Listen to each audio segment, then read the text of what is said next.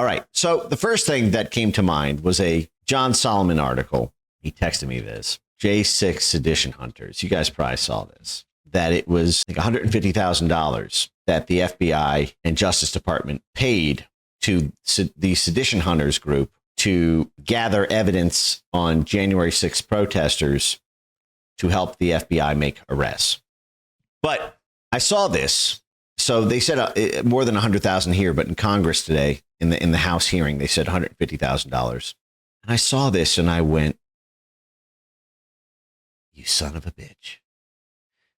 You knew this was the case. I mean, the FBI, DOJ was paying the SPLC, the ADL, the Atlantic Council, DFR Lab, Bellingcat, everyone who was collecting intelligence. But the fact that it's the sedition hunters makes this, it was super viral after I initially published it. But since the Trump admin took office, seems to have gone pretty. I thought this article would kind of have an organic resurgence. It's one I've talked about many times. It was this Meet Ray Epps Part 2 one that I did with Darren. And when I was doing the research for this piece, the main star of the show was not really Ray Epps, in my view, even though Ray Epps was a very high profile, visually salient figure. This was in December 2021. It's called Meet Ray Epps. Damning new details expose massive web of unindicted operators at the heart of January 6th. And I remember so vividly as I was collecting my database, because to collect the evidence for this piece, I did not go to MAGA Media. I went to the Sedition Hunters archives. And it was the Sedition Hunters, who evidently were on the payroll of the FBI, $150,000 at that time. Their number one suspect was not Ray Epps. Their number one suspect was a guy they called Northwest Scaffold Commander. I just called him Scaffold Commander for short. We'll get this guy. I didn't even make this infographic. I took it from Sedition Hunters. Now, the reason this is so interesting, this new piece of news, is I'm just gonna pull up this image real quick. I did make this one. So this was one of the very strange events that I think altered the history of the telling of January 6th, which is that on January 8th, 2021, in the FBI's wanted list for wanted January 6th suspects, they put Ray Epps on there right away as a key suspect in the case. They want to track down, who is this guy? The FBI wanted to know. We want to know his name so we can haul his ass to jail, make an example of him. That was on January 8th, just 2 days after. I went into the Wayback Machine for all of this. January 8th, 2021, he was a top suspect on their most wanted list for January 6th. They put out multiple calls, tweets that put Ray Epps right in the crosshairs. Let's see, did I embed these? Yes. FBI is seeking public assistance. And they put Ray Epps right here. They put, again, seeking information. Find this man, Ray Epps, is right here. They matched it straight from the source video. Train passing by, if there's a little bit of noise. They offered a cash reward for anyone who could identify him. And then a funny thing happened. In late June, a local newspaper in Phoenix, Arizona, identified him as Ray Epps. And instead of being arrested, the FBI did a very strange thing on July 1st, 2021. They removed him. He was suspect number 16 in a list of 486 most wanted criminals for protesting election fraud. Poof, he was just gone. They did that on July 1, 2021. They suddenly delete Epps from the database after press exposure. No arrest, no explanation given. The U.S. Attorney General refused to answer questions about it. And FBI agents in Phoenix, Arizona all deny knowledge that Epps even exists.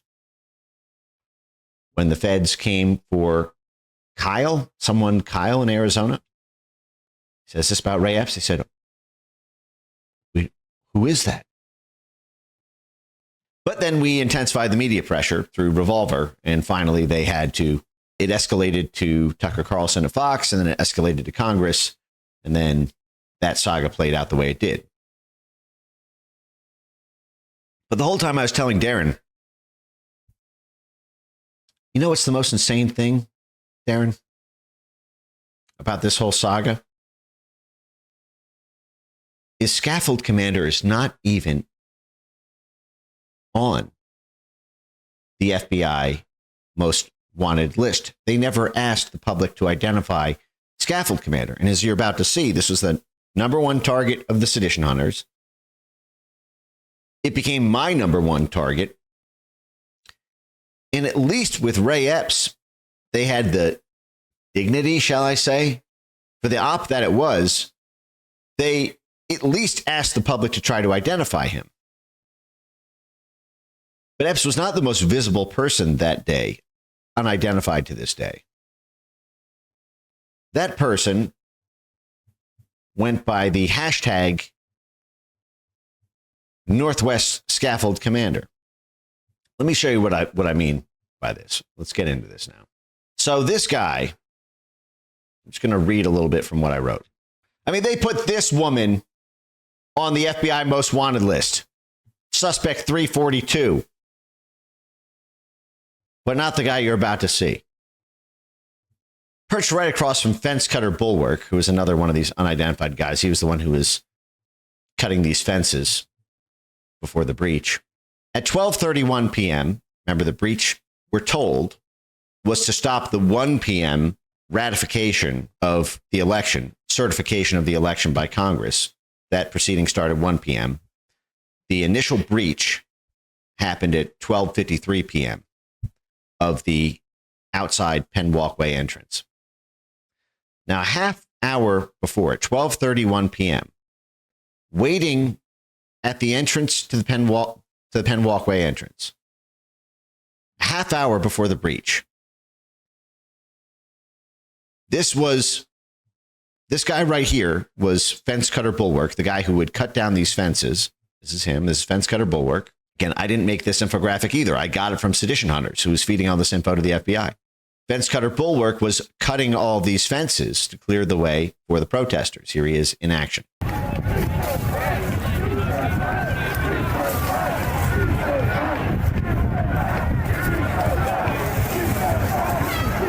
See, he's rolling up these fences.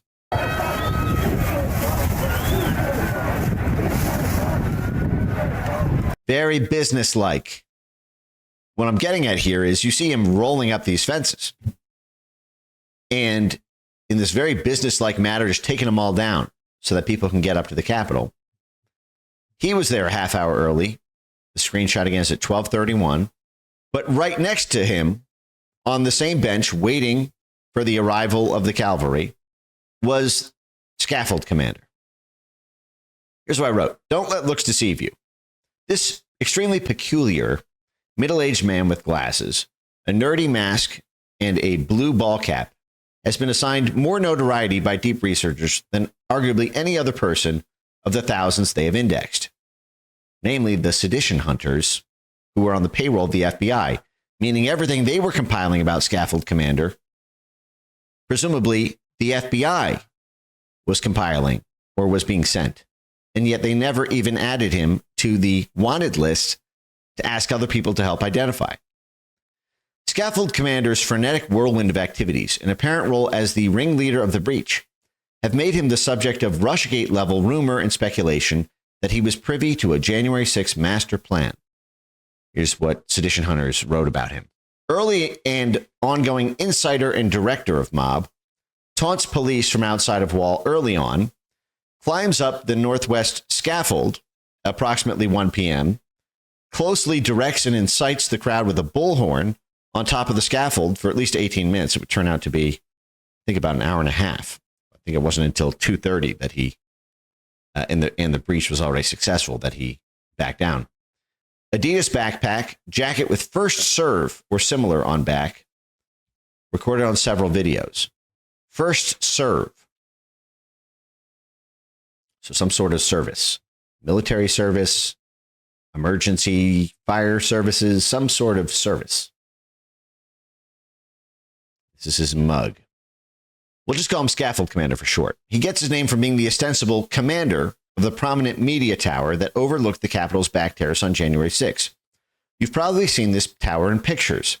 It's the tall temporary structure built in November 2020, 2 months ahead of time.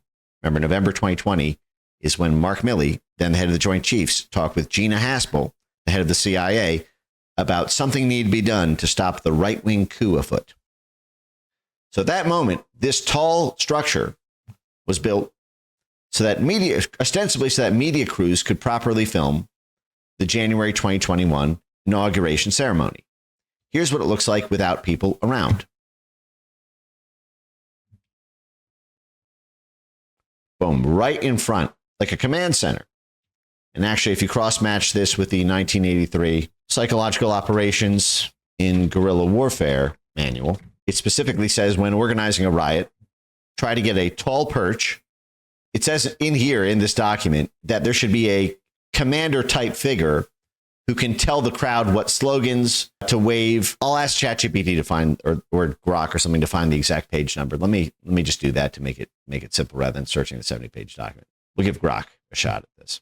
Find me the passage in the 1983 Psychological Operations and Guerrilla Warfare CIA manual that discuss having an operative in the crowd to direct the crowd with slogans, high perch, to see if Grok can do the trick on that. We'll come back to that. And here's what it looked like on January 6th with Scaffold Commander and his crew controlling it.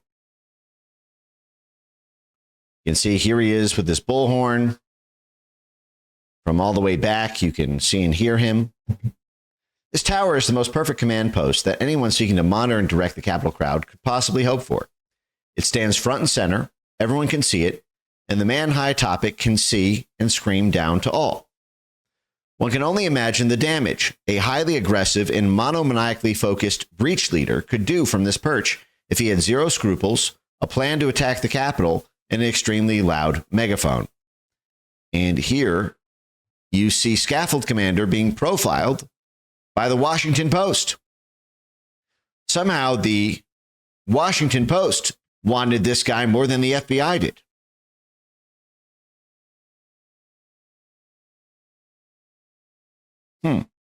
FBI never even put him on the list to have the crowd help identify. If you've seen any midday January 6 footage, you've probably seen Scaffold Commander in action without knowing it. From high atop the tower between 1 p.m. to 2:30 p.m., Scaffold Commander issued the iconic bellows and nonstop commands that are loud and clear on almost every video clip from January 6 filmed in that time interval. For nearly 90 minutes straight, he bombards the crowd, the otherwise leaderless crowd, below him with endless variations on a single instruction. Don't just stand there, keep moving forward. Here's just one sample of that.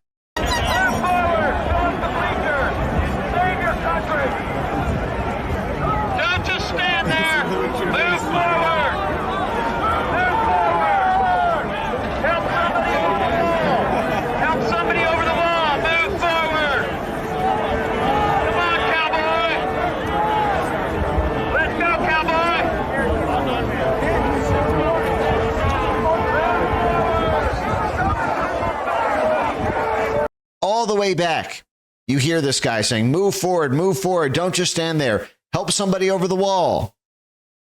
Here's another one. Actually, let me just continue with the narration, then we'll keep playing the videos. But once the crowd had continuously moved forward for over an hour, and the very first handful of rioters entered the building, Scaffold Commander suddenly threw the switch. Okay, we're in. Come on, we gotta fill up the Capitol. Come on, come now. We need help. We got to fill up the Capitol. They got in. So Ray Epps was not the only person who seemed to have this premeditated plan on video to get everyone to go into the Capitol. The guy with the loudest megaphone the entire day, standing front and center,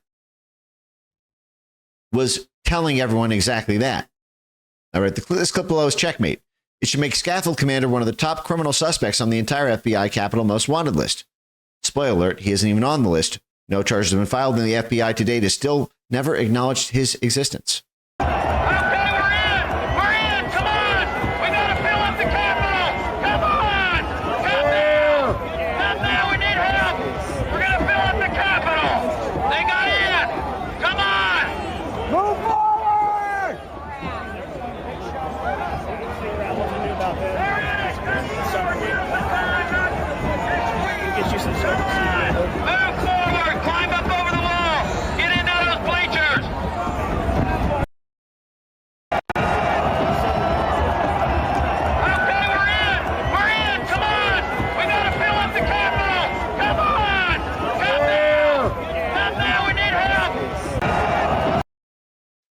Come, that blood-curdling scream. Not just when we have to fill up the Capitol. We have to fill it up. What purpose does that achieve?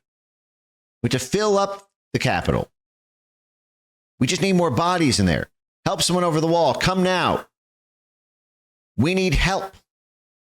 That kind of language, we need help, almost makes people who don't necessarily want to go into the Capitol be like, okay, well, someone's in need. Someone needs help.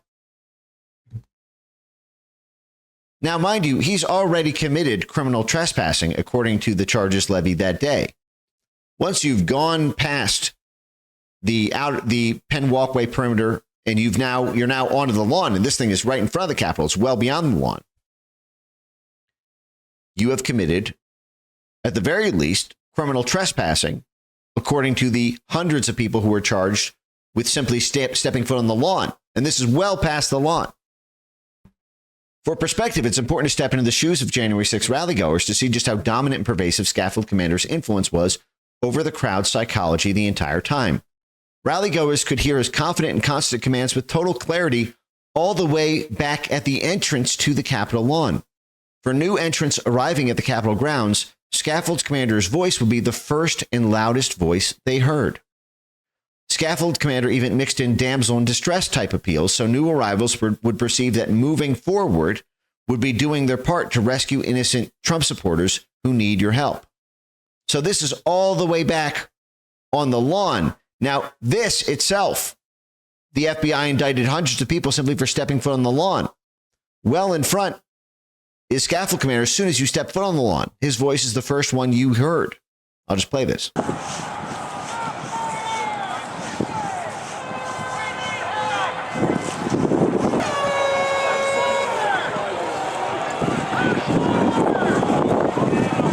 Somebody in the back over here keeps shouting, push forward. Now, this was the guy sedition hunters in their own blogs fingered as the ringleader of January 6th.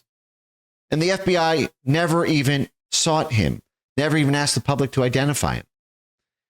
Here's a Twitter thread, I wonder if this is still active, that goes through a bunch of things on Scaffold Commander that are kind of interesting. Another attendee who was later arrested said he was just following the instructions of the man with a bullhorn yelling, "Patriots, move forward." That would be Scaffold Commander, but the FBI refuses to mention the tower commander with a giant bullhorn telling everyone to fill up the Capitol for 90 minutes straight. That was Stacey Hager of Texas. He's accused of scaling the wall. And he said he was just following the instructions of the person with the bullhorn.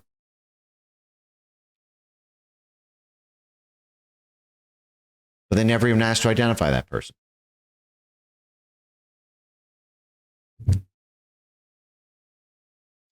This piece goes on. I'll link it here below. The point that I'm driving at is I would love for the FBI, for Kash Patel and whoever's leading the January 6th ongoing investigation, to search their internal records for everything about Scaffold Commander. What I'm saying is it's basically impossible, given Sedition Hunter's focus on Scaffold Commander, for the FBI to have not done any internal search about this figure, not had any internal assessment memos, analysis memos, emails to identify the person who the people they were paying said was the ringleader that day. Now, I suspect what happened was this person was military or ex-military and either a Fed or talked into it by a Fed, and the FBI did not want to pursue going after him because it would reveal the Fedsurrection. That's what both my fear and my instinct says. But the fact is, what could prove or what could validate or falsify that hypothesis are the internal records of the FBI. What inflow did they receive from sedition hunters about Scaffold Commander? Is there an email thread where some higher up at the FBI tells someone in the rank and file, don't put this person on the wanted list? If that email exists, it's a fucking bombshell. And it's quite possible that it does. My fear is I don't think the FBI has looked. I published this 5 years ago.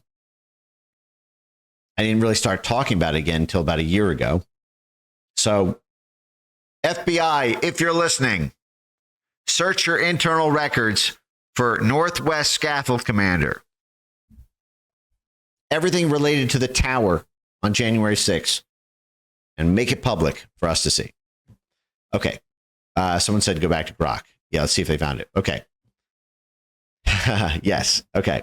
The relevant passages from the 1983 manual, Psychological Operations in Guerrilla Warfare, appear in the section titled Control of Mass Concentrations and Meetings.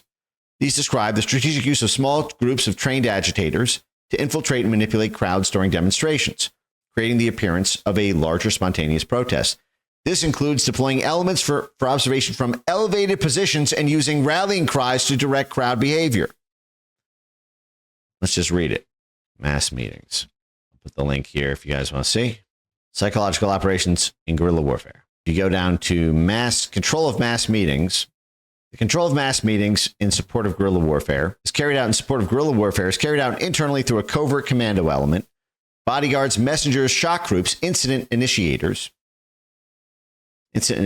like Ray Epps, Scaffold Commander, poster carriers used to give signals, and slogan shouters, all under the control of the external commando element. When the cadres are placed in or recruited from organizations such as labor unions, youth groups, agricultural groups, professional associations, they'll begin to manipulate the group's objectives. The psychological apparatus of our movement, by means of these internal cadres, will prepare a mental attitude which at the crucial moment could become involved in a fury of justified violence. Now, this can be carried out through a small group of guerrillas infiltrated within the masses who have the mission of agitating, giving the impression that there are many of them. They have great popular support. Using the tactics of 200, 300 agitators, one can create a demonstration in which 10,000 to 20,000 could take part. Then it goes on to talk about the specific placement of the agitators. Outside commando. Let's see if we can find it on the page here. So remember, it says that the outside commando element is who is controlling the crowd. Shouters of slogans, everything under the control of the outside commando element. Outside commando element. This element stays out of all activity, located so that they can observe from where they are the development of the planned events. So these are highly trained mass agitators to get innocent persons to bring about an apparent spontaneous demonstration. This outside commando element, they stay out of the thick of it, not in the crowd like Ray Epps. They are above the crowd. They should look for the tower of a church, a high building, a high tree, the highest level of the stadium, or any other high place. This is from the CIA's own manual in 1983. This command element that directs the masses should find a high observation point, a high building, a high tree, high place, a high point of observation from which to shout and direct things from.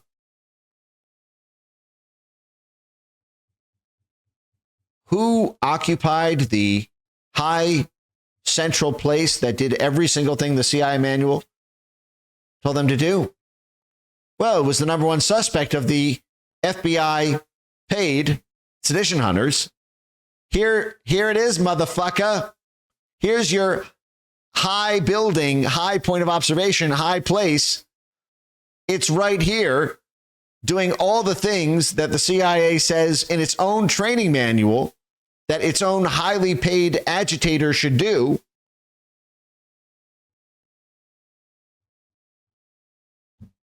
Directing the entire crowd, so much so that people in their own defense pleadings after getting arrested said, I was just following this guy's orders. And the FBI never even looks for him.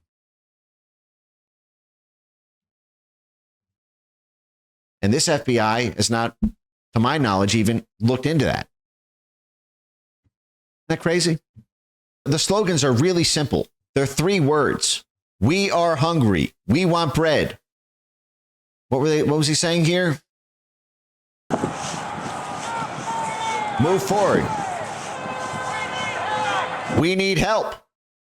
3 words.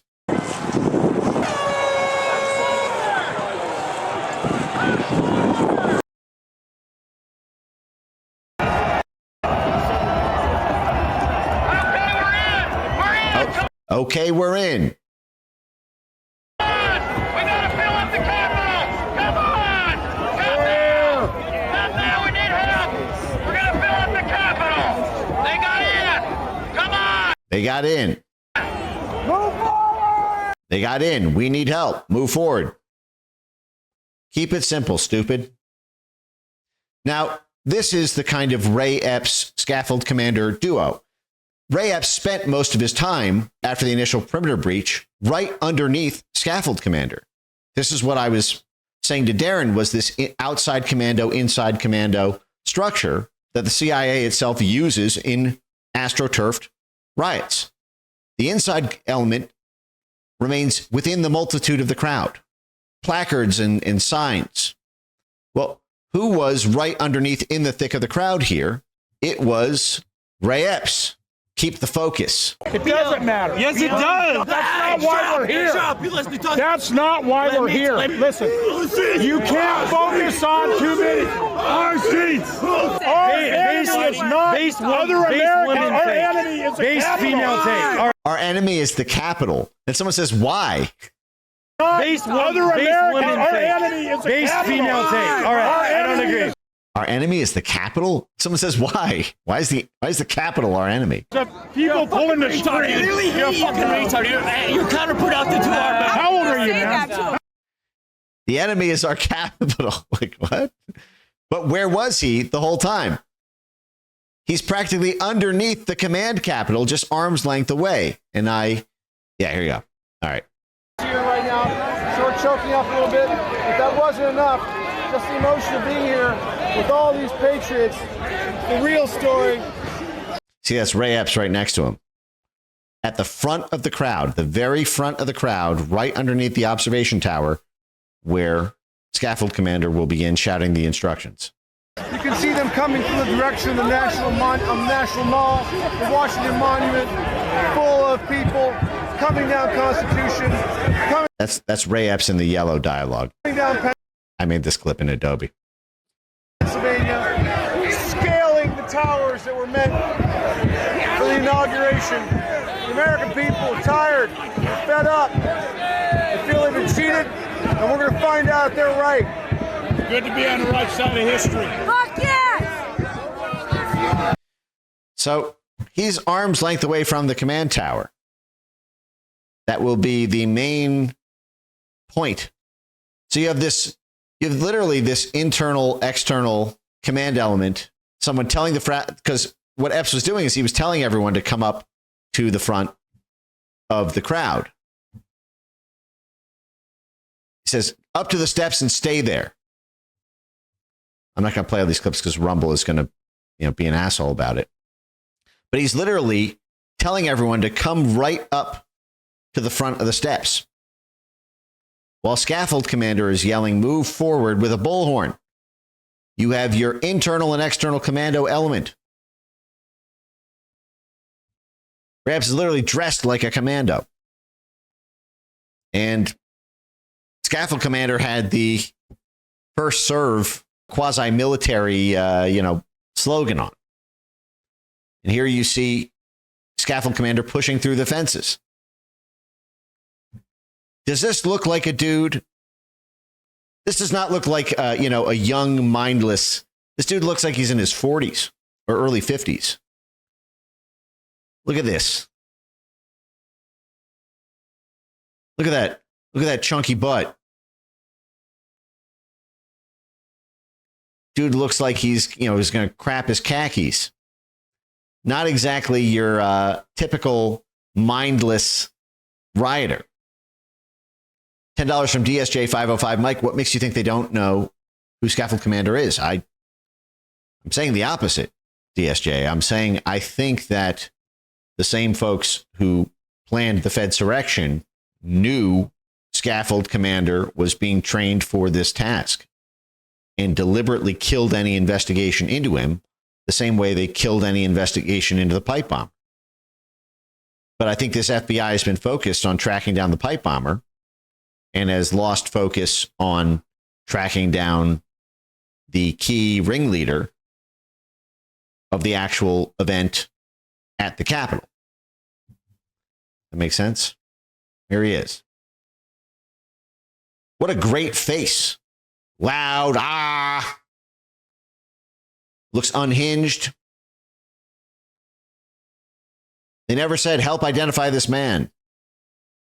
They never used any facial recognition.